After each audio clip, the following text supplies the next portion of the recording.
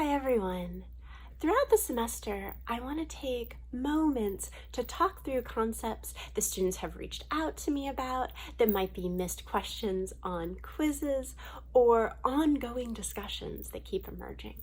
And this week I want to talk to you about performativity, and I know it's come up in your readings and it's come up in the quizzes and it's going to keep coming up throughout the semester, and I want to make sure we all have a foundational understanding of what performativity means. And at the core of performativity is that identity is something we do, not something we are. And this comes from Judith Butler's work, and I will often build on it with Mary Strine's work. And this idea that we become who we are through our ongoing interactions with others.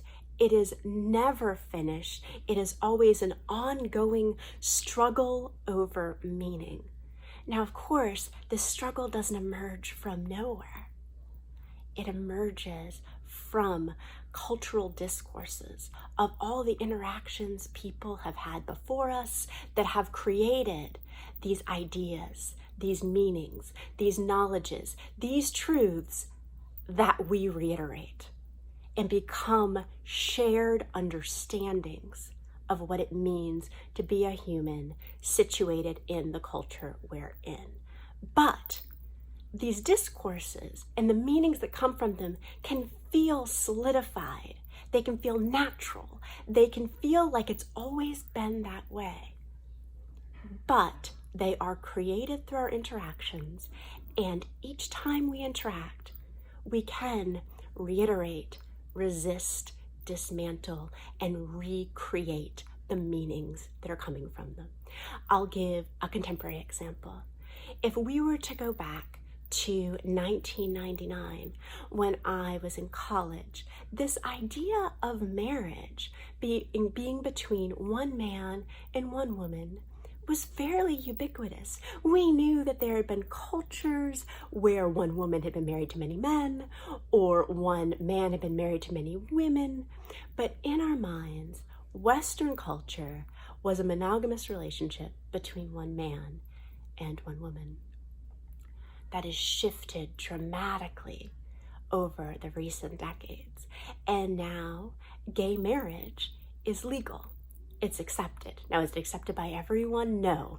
And every dominant meaning or understanding always has resistance. There's always people pushing back.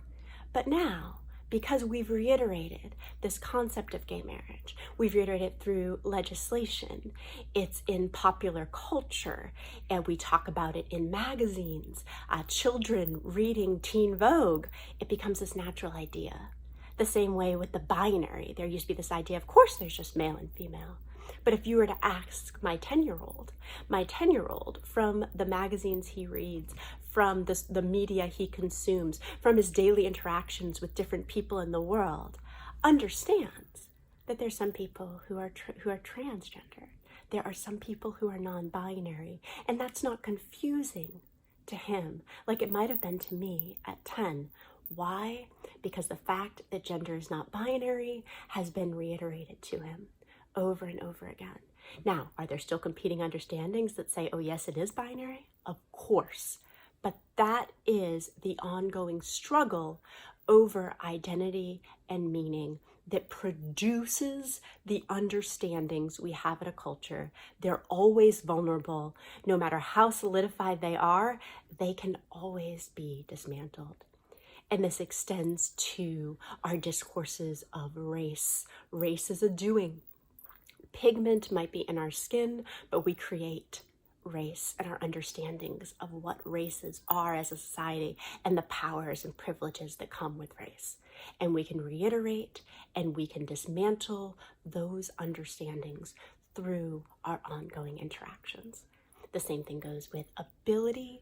The same thing goes with nationality, and the list goes on and on of our ability to create identity, meaning, and culture through our interactions, and it is never ending because every interaction gives a chance to redo and undo all that we know and are.